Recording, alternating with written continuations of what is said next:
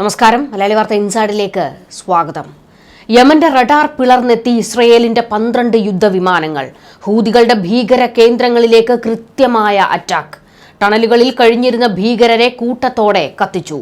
ആക്രമണം തുടങ്ങിയ ആദ്യ സ്ഫോടനം കേട്ടയുടൻ ഹൂതി തലവൻ അബ്ദുൽ മാലിക് അൽ ഹൂതി ഹുദൈദയിലെ തുരങ്കത്തിലേക്ക് ഓടിയൊളിച്ചു. ഹൂതി മിസൈൽ ബേസുകൾ അടിച്ചിട്ട ജൂതപ്പട ടണലുകളിലെ ആയുധപ്പുരയും കത്തിച്ചു. യമൻ തലസ്ഥാനമായ സനയിൽ പ്രസിഡന്റിന്റെ കൊട്ടാര മുറ്റത്ത് നിരവധി മിസൈൽ ആക്രമണം.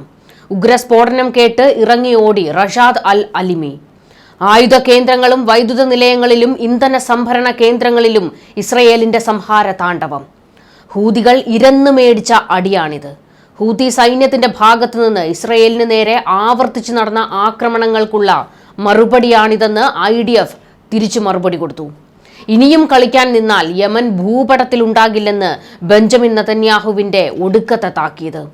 ഹമാസിന്റെ നട്ടെല്ല് ചവിട്ടി ഒടിച്ച് ഹിസ്ബുള്ളയുടെ ചിറകരിഞ്ഞിട്ട് ഇസ്രയേൽ ഹൂതികളുടെ തലയെടുക്കാൻ ഇറങ്ങിയിരിക്കുന്നു. സനയിലെ ആക്രമണത്തിൽ 6 പേർ കൊല്ലപ്പെട്ടുവെന്ന് യമൻ ഔദ്യോഗികമായി അറിയിച്ചിട്ടുണ്ട്. നിരവധി ഭീകരർ കൊല്ലപ്പെട്ടിട്ടുണ്ട്. പക്ഷേ അതിന്റെ കണക്കുകൾ ഹൂതികൾ പുറത്തുവിട്ടിട്ടില്ല. 2 പേർ കൊല്ലപ്പെട്ടുവെന്നും 5 പേർക്ക് പരിക്കേറ്റുവെന്നുമായിരുന്നു ഹൂതി മാധ്യമങ്ങൾ റിപ്പോർട്ട് ചെയ്തത്. എന്നാൽ നിരവധി പേർ മരണമടഞ്ഞിട്ടുണ്ട് എന്നുള്ള വിവരങ്ങൾ ഇപ്പോൾ യമനിലെ മറ്റ് മാധ്യമങ്ങളിൽ നിന്ന് വിവരങ്ങൾ പുറത്തുവരുന്നുണ്ട്. എണ്ണ കമ്പനിക്ക് നേരെ നടന്ന ആക്രമണത്തിലാണ് 2 സിവിലിയൻസ് കൊല്ലപ്പെട്ടതെന്നും 5 പേർക്ക് പരിക്കേറ്റതെന്നും ഹൂതികളുടെ അൽമസിറ TV റിപ്പോർട്ട് ചെയ്തത് എന്ന് അന്താരാഷ്ട്ര വാർത്താ ഏജൻസികൾ വ്യക്തമാക്കി. സനയിലെ പ്രസിഡന്റിന്റെ കൊട്ടാരം ഹൂതി പ്രവർത്തനങ്ങൾ നിയന്ത്രിക്കുന്ന സൈനിക കോമ്പൗണ്ടിനുള്ളിലാണ് സ്ഥിതി ചെയ്യുന്നത് എന്നാണ് ഇവിടം ആക്രമിച്ചതിന്റെ കാരണമായി ഇസ്രയേൽ സൈന്യം വ്യക്തമാക്കിയത്. ഇസ്രയേലിന് നേരെ ബാലിസ്റ്റിക് മിസൈൽ തൊടുത്തുവിട്ടതായി ഹൂതികൾ കഴിഞ്ഞ ദിവസം പറഞ്ഞിരുന്നു. ഇതിനു തൊട്ടു പിന്നാലെയാണ് ഇസ്രയേലിന്റെ ഭാഗത്തു നിന്നുള്ള ആക്രമണം ഇപ്പോൾ ഉണ്ടായിരിക്കുന്നത്. ഹമാസിനെതിരെ ഗാസയിൽ ഇസ്രയേൽ യുദ്ധം ആരംഭിച്ചതു മുതൽ ഹൂതികൾ പലസ്തീന് ഐക്യദാർഢ്യവുമായി രംഗത്തുണ്ട്. ചെങ്കടലിൽ ഇസ്രയേലിന്റെ കപ്പലുകൾ ഹൂതികൾ ആക്രമിച്ചിരുന്നു. ഇതിനു മറുപടിയായി ഹുദൈദ തുറമുഖം ഉൾപ്പെടെ ഹൂതി നിയന്ത്രണത്തിലുള്ള പ്രദേശങ്ങൾ ഇസ്രയേലും ആക്രമണം നടത്തിയിരുന്നു. ഞായറാഴ്ച ഉച്ചയോടെയാണ് ആക്രമണം നടന്നത്. സനയിലെ നഗരസഭാ കെട്ടിടത്തിന് നേരെയും വ്യോമാക്രമണം നടന്നു. വലിയ നാശനഷ്ടമുണ്ടായി എന്നാണ് റിപ്പോർട്ടുകൾ. സനയ്ക്കൊപ്പം തുറമുഖ നഗരമായ ഹുദൈദയിലും ആക്രമണം ഉണ്ടായതായി റിപ്പോർട്ടുകൾ പുറത്തുവരുന്നുണ്ട്. ഈ ഹുദൈദയിലെ തുറമുഖത്തിനടുത്തുള്ള ടണലുകളിലേക്കാണ് ഹൂതി തലവൻ ഒളിച്ചത്. അതുകൊണ്ട് തന്നെ ആയിരിക്കാം ഇവിടം കേന്ദ്രീകരിച്ച് ഇസ്രയേൽ ആക്രമണം നടത്തിയത് എന്നുള്ള റിപ്പോർട്ടുകളും പുറത്തുവരുന്നുണ്ട്. വെള്ളിയാഴ്ച ഇസ്രയേൽ നഗരങ്ങൾ ലക്ഷ്യമിട്ട് ഹൂതികൾ ക്ലസ്റ്റർ വാർഹെഡുകൾ ഉപയോഗിച്ചിരുന്നതായി ഇസ്രയേൽ കണ്ടെത്തിയിരുന്നു. ഗാസയ്ക്ക് നേരെ നടത്തുന്ന കടന്നുകയറ്റങ്ങൾ അവസാനിപ്പിക്കാൻ ഇസ്രയേലിൽ സമ്മർദ്ദം ചെലുത്താനാണ് ആക്രമണം നടത്തിയതെന്ന് ഹൂതികൾ പിന്നാലെ പ്രതികരിച്ചു. ഇസ്രയേലിനെ വിറപ്പിക്കും, ജൂതരെ കൊന്നൊടുക്കുമെന്നായിരുന്നു ഹൂതികളുടെ വെല്ലുവിളി. എന്നാൽ യമനിലെ ഹൂതി കേന്ദ്രങ്ങളുടെ കൃത്യമായ വിവരങ്ങൾ ചോർത്തി അവിടെ കയറി ആക്രമിക്കുകയാണ് ഇപ്പോൾ ഇസ്രയേൽ ചെയ്തിരിക്കുന്നത്. 1 ഡസനോളം വിമാനങ്ങൾ ആക്രമണത്തിൽ പങ്കെടുത്തതായും 4 ലക്ഷ്യസ്ഥാനങ്ങളിലായി ബോംബുകൾ ഉൾപ്പെടെ 30-ലേറെ ആയുധങ്ങൾ ഉപയോഗിച്ചതായുമാണ് റിപ്പോർട്ടുകൾ. ഹൂതികളുടെ നിയന്ത്രണത്തിലുള്ള സനയിലെ പ്രധാന ഊർജ്ജ കേന്ദ്രങ്ങളിലും പ്രിസിഷൻ അറ്റാക്ക് നടത്തിയ IDF അവരുടെ സാമ്പത്തിക സ്രോതസ്സിന്റെ നട്ടെല്ലൊടിച്ചിട്ടു. അടുത്ത കാലത്തായി ഹൂതികളുടെ ആക്രമണം ഇസ്രയേലിന് നേരെ വർദ്ധിച്ചു വരികയാണ്. ഹൈഫ തുറമുഖത്തിനും ടെല്ലവീവിലും നേർക്ക് നിരന്തരമായ ആക്രമണം ഹൂതികൾ നടത്തിയിരുന്നു. ഹൂതികൾ ഉപരിതല മിസൈലുകളും ഡ്രോണുകളും ഉപയോഗിച്ചുള്ള ആക്രമണങ്ങളും ഇസ്രയേലിനെ ലക്ഷ്യമാക്കി തൊടുക്കാറുണ്ടെന്നും ഇസ്രയേൽ പ്രതിരോധ മന്ത്രി കാറ്റ്സ് വെളിപ്പെടുത്തി.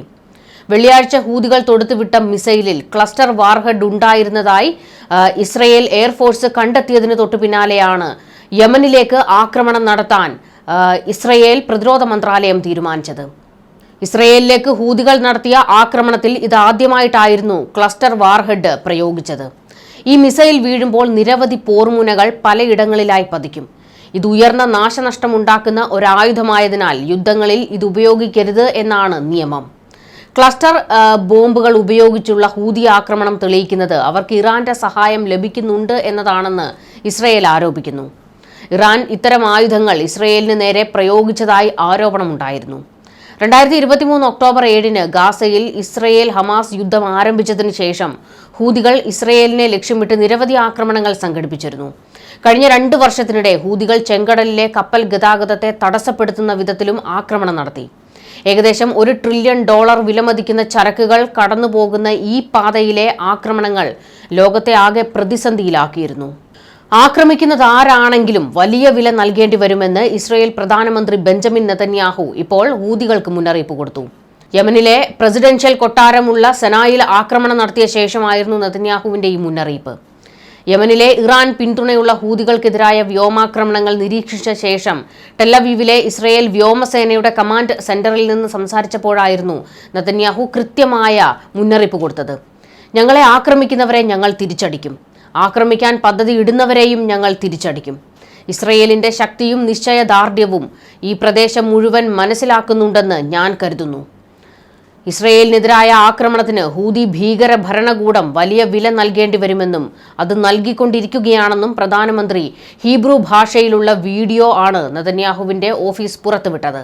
ഹൂതികളുടെ ആക്രമണങ്ങൾ ഇസ്രയേലിന്റെ സുരക്ഷയ്ക്ക് ഭീഷണിയാണെന്നും അതിനാൽ ശക്തമായ പ്രതികരണം ആവശ്യമാണെന്നും IDFും കൂട്ടിച്ചേർത്തു. ഏറ്റവും ദൂരെയുള്ള ലക്ഷ്യം ഇസ്രയേലിൽ നിന്ന് ഏകദേശം 2000 കിലോമീറ്റർ അകലെയായിരുന്നുവെന്നും ഇസ്രയേൽ വ്യോമസേനയിലെ ഉദ്യോഗസ്ഥരെ ഉദ്ധരിച്ച് അന്തർദേശീയ മാധ്യമങ്ങൾ റിപ്പോർട്ട് ചെയ്യുന്നു. ഇസ്രയേൽ യമനിലെ ഹൂതി പ്രസിഡൻഷ്യൽ കൊട്ടാരം നശിപ്പിച്ചതായി പ്രതിരോധ മന്ത്രി ക്യാഡ്സ് അവകാശപ്പെടുന്നുണ്ട്. എന്നാൽ ഈ വാർത്തകളോട് യമൻ ഇതുവരെയും പ്രതികരിച്ചിട്ടില്ല. ഹൂതികൾ ഇസ്രയേലിന് നേരെ ഒരു മിസൈൽ തൊടുത്താൽ അവർക്ക് പല മടങ്ങായി തിരിച്ചു കൊടുക്കുമെന്നും ഇപ്പോൾ ഇസ്രയേൽ ക്യാഡ്സ് വെല്ലുവിളിച്ചിട്ടുണ്ട്. ഹൂതി നിയന്ത്രണത്തിലുള്ള സാബ വാർത്താ ഏജൻസി റിപ്പോർട്ട് ചെയ്തതനുസരിച്ച് ഇസ്രയേൽ ആക്രമണത്തിൽ 6 പേർ കൊല്ലപ്പെടുകയും 86 പേർക്ക് പരിക്കേൽക്കുകയും ചെയ്തുവെന്നാണ്. ആരോഗ്യ മന്ത്രാലയത്തിന്റെ കണക്കനുസരിച്ച് 20-ലധികം പേർ ഗുരുതരാവസ്ഥയിലാണെന്നും റിപ്പോർട്ടുണ്ട്. സന തലസ്ഥാനത്ത് സയണിസ്റ്റ് ആക്രമണം തുടരുകയാണെന്ന് അൽമസീറ റിപ്പോർട്ട് ചെയ്തത്. ഗാസയിലെ ജനങ്ങളെ പിന്തുണയ്ക്കുന്നത് തുടരും. ആക്രമണം അവസാനിക്കുകയും ഉപരോധം നീക്കുകയും ഗാസയിലെ ജനങ്ങളുടെ പട്ടിണി അവസാനിപ്പിക്കുകയും ചെയ്യുന്നതുവരെ ഹൂതികൾ പിന്മാറില്ല എന്ന് ഹൂതി നേതൃത്വത്തിലെ അംഗമായ മുഹമ്മദ് അൽഫറ പ്രതികരിച്ചു. ഇറാന്റെ പദ്ധതിക്കനുസരിച്ചാണ് ഹൂതികൾ പ്രവർത്തിക്കുന്നത്. ദിവസങ്ങളായി ഇസ്രയേലിന് നേർക്ക് ഹൂതികൾ നടത്തുന്ന ആക്രമണത്തിന് പിന്നിൽ ഇറാന്റെ ഉപദേശമാണ്. ഇറാനെ ആര് തൊട്ടാലും ആയുധം പൊക്കിപ്പിടിച്ച് ഹൂതികൾ ഇറങ്ങാറുണ്ട്. ഇസ്രയേൽ ഇറാൻ യുദ്ധം മൂർച്ഛിച്ചു നിന്നപ്പോൾ US-ന് നേരെ കൊലവിളിച്ച് ഹൂതികൾ രംഗത്ത് വന്നിരുന്നു. ഇസ്രയേലിനൊപ്പം ചേർന്ന് ഇറാനെ ആക്രമിക്കാനാണ് ഭാവമെങ്കിൽ അമേരിക്കയുടെ കപ്പലുകളും യുദ്ധക്കപ്പലുകളും ചെങ്കടലിൽ മുക്കുമെന്നായിരുന്നു ഹൂതി വിമതർ വെല്ലുവിളിച്ചത്. ഹൂതി വിമതരുടെ വക്താവ് യഹിയ സരിയാണ് അമേരിക്കയ്ക്ക് നേരെ ഈ ഒരു കൊലവിളിയുമായി അന്ന് രംഗത്ത് വന്നത്.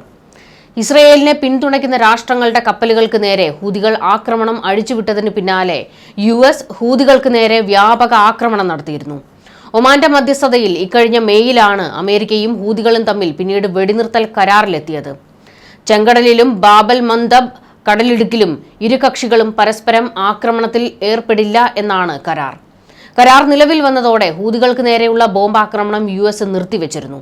അന്ന് മാളത്തിൽ ഒളിച്ച ഹൂതികൾ ഇപ്പോൾ ഇസ്രയേലിന് നേരെ വീണ്ടും തിരിഞ്ഞിരിക്കുകയാണ്. ഹൂതികളെ ഇനി വളരാൻ അനുവദിക്കില്ല എന്ന് ബെഞ്ചമിൻ നെതന്യാഹുവിന്റെ പ്രഖ്യാപനം വന്നിട്ടുണ്ട്. കാരണം ഹൂതികൾ ജൂതരാഷ്ട്രത്തിന് വെല്ലുവിളിയായി മാറിക്കൊണ്ടിരിക്കുകയാണ്.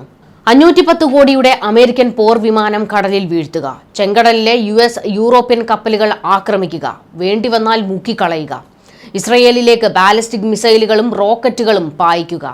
യമനിലെ ഹൂതികൾ അമേരിക്കയ്ക്കും ഇസ്രയേലിനും സഖ്യകക്ഷികൾക്കും സൃഷ്ടിക്കുന്ന തലവേദന ചില്ലറയല്ല.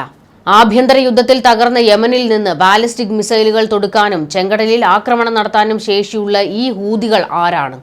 എവിടെ നിന്നാണ് അവർക്ക് പണവും സൈനിക സഹായവും ലഭിക്കുന്നത്? ഒരൊറ്റ ഉത്തരമേ ഉള്ളൂ അതിന്: ഇറാൻ. മലമടക്കുകളിൽ ഇരുന്ന് ഒളിപ്പോര് നടത്തിയിരുന്ന പ്രാകൃത സംഘം എന്ന നിലയിൽ നിന്ന് അമേരിക്ക പോലും ആശങ്കപ്പെടുന്ന തരത്തിലേക്ക് ഒരു ശക്തിയായി ഹൂതികളെ മാറ്റിയത് അബ്ദുൾ മാലിക് അൽ ഹൂത്തി എന്ന ചെറുപ്പക്കാരനാണ്. അതായത് ഹൂതികളെ ഇപ്പോൾ നയിക്കുന്ന തലവൻ. ഈ തലയെടുക്കുന്നതുവരെ ഇനി ഒരു വിശ്രമമില്ല എന്നാണ് ബെഞ്ചമിൻ നെതന്യാഹു പ്രഖ്യാപിച്ചിരിക്കുന്നത്. ഹൂതികൾ വല്ലാണ്ടങ്ങ് വളർന്നു, ഇനിയും വളരാൻ അനുവദിക്കില്ല എന്നുള്ളതാണ് ജൂതരാഷ്ട്രത്തിന്റെ പ്രഖ്യാപനം. ന്യൂസ് ഡെസ്ക് മലയാളി വാർത്ത ഇൻസൈഡ്.